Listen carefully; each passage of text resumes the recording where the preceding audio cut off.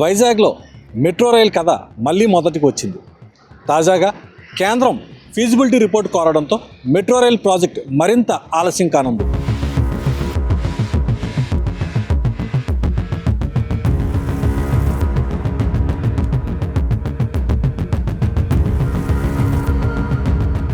దీంతో విశాఖపట్నంలోని ట్రాఫిక్ సమస్య నుంచి బయటపడడానికి మరిన్ని సంవత్సరాలు ఎదురు చూడక తప్పేలా లేదు.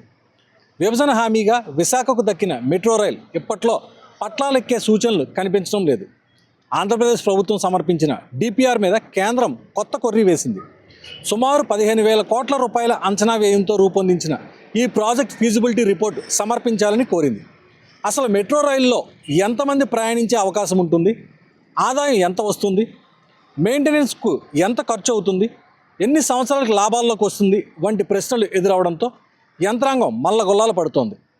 విశాఖ నగరం విస్తరణ, భోగాపురం ఎయిర్పోర్ట్ కారణంగా పెరుగుతున్న ట్రాఫిక్ రద్దీకి అవసరమైన స్థాయిలో అర్బన్ ఇన్ఫ్రాస్ట్రక్చర్ అందుబాటులోకి లేదు. ఫలితంగా స్టీల్ ప్లాంట్ నుంచి కొమ్మాది వరకు సుమారు 34 కిలోమీటర్ల పరిధిలో ఓల్డ్ నేషనల్ హైవే ప్రయాణం పద్మవ్యూహంగా తలపిస్తోంది. ఈ సమస్య పరిష్కారం కోసం గత ప్రభుత్వం మెట్రో రైలుతో పాటు ప్రధాన కూడళ్లలో ఫ్లైఓవర్ల నిర్మాణాన్ని ప్రతిపాదించింది. 46 కిలోమీటర్ల 3 కారిడార్లుగా ఎలివేటెడ్ మెట్రోకు రూపకల్పన జరగగా కూటమి ప్రభుత్వం మార్పులు చేసింది.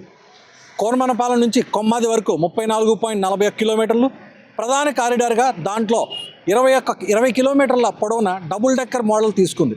కొన్ని నగరాల్లో ఇప్పటికే ఈ తరహా డిజైన్ ఉంది.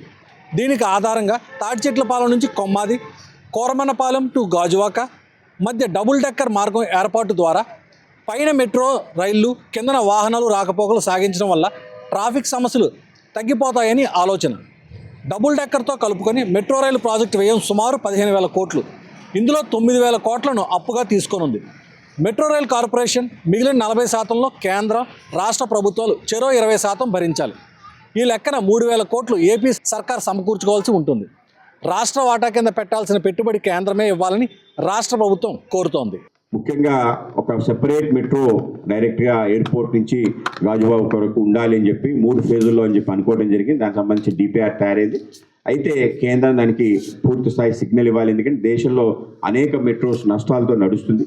ఆ విధంగా ఇక్కడ కమ్యూటర్స్ ట్రాఫిక్, అలాగే దాని నుంచి వచ్చే ఏదైతే రిటర్న్ ఆన్ ఇన్వెస్ట్మెంట్ ROI ఏదైతే ఉందో దాన్ని సక్రమంగా లేదు. మనం చెప్పడం జరిగింది, అంచనా వేయడం జరిగింది. ఇవాళ భోగాపురం ఎయిర్పోర్ట్ రావడం కారణంగా విజయనగరం, విశాఖపట్నం, అనకాపల్లి 3 ప్రాంతాలు అనుసంధించబడితే కనుక ట్రాఫిక్ కూడా బాగా పెరుగుతుంది. దానివల్ల లాభం వస్తుంది అంచనా వేస్తున్నాం. ఆ అంచనాని వాళ్ళు నిర్ధారించుకోవడానికి సమయం పడుతుంది. ప్రస్తుతం ముఖ్యంగా విశాఖపట్నంలో ఎక్కువ మన పబ్లిక్ ట్రాన్స్పోర్ట్ సిస్టమ్ మీద డిపెండ్ కాని ప్రజలు.